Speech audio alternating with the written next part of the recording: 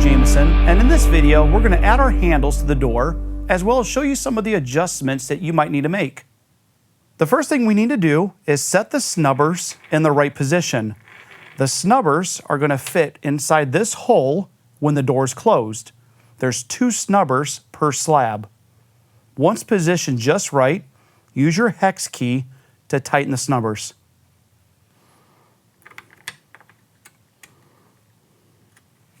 Now follow the same steps for the other 3 snubbers on your door.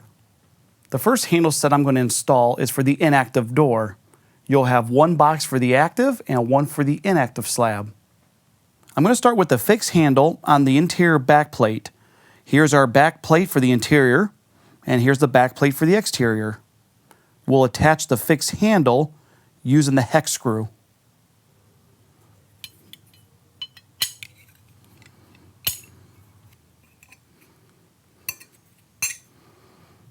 Now follow the same steps attaching your handle to the exterior back plate.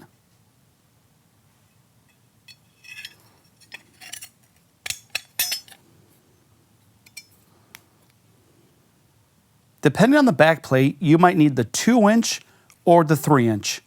For this back plate, I'm going to need the 3-inch. Here's our interior handle and our exterior handle.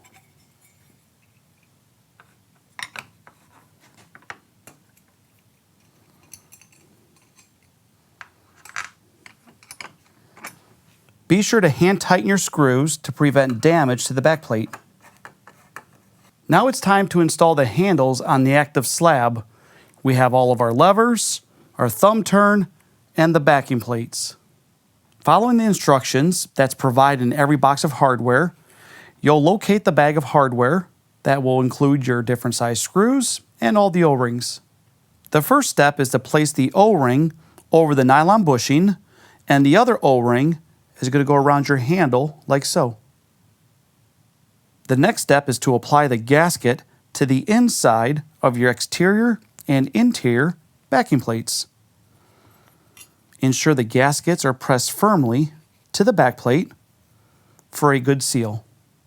Remember to apply the nylon bushing with O-ring onto the backing plate before installing the backing plates onto the slab. Now we can install our interior and then exterior backing plates.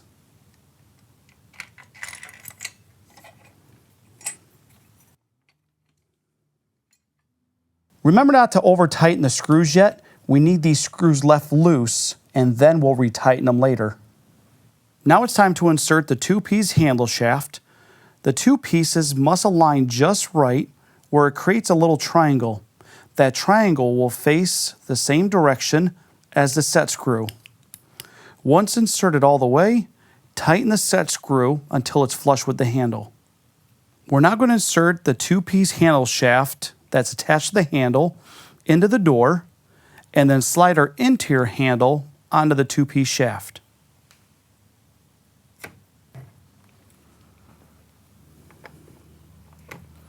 I'm not going to tighten the set screw on the interior handle just yet.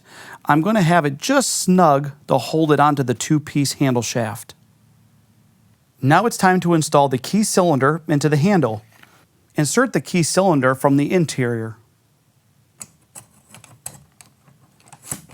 To lock in our keyed cylinder, we're going to use a 3-inch screw, and it's going to be inserted into this hole just below the deadbolt.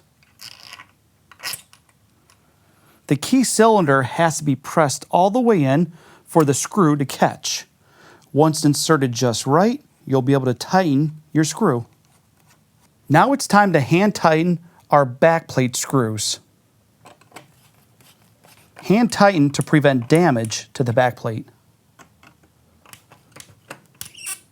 The final step is to tighten the set screw for the interior handle. Slide the interior handle all the way onto the 2-piece shaft, and then with your Allen key, you can tighten that set screw. You'll tighten the set screw so it's flush with the handle. To check the lock in the handle, first remove this blue tab. This is covering up your anti-slam pin.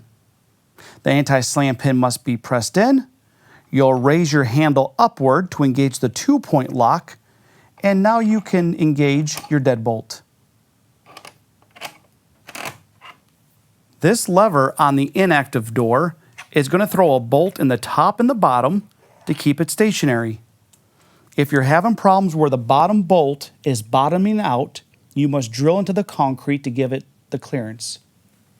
The slabs are adjustable through the hinges. You'll begin by taking the top cover of the hinge off. You'll have to loosen the set screw, and then with a number 3 flathead screwdriver, you'll be able to turn the nylon screw inside here to adjust the hinge. After the adjustments have been made, remember to tighten the set screw and push the cap back onto the hinge. Remember to apply a continuous bead of sealant around the perimeter of your mainframe after installation. To recap, I've now installed the handles and made the necessary adjustments to this door. I'm Patrick Jamison, and thanks for watching.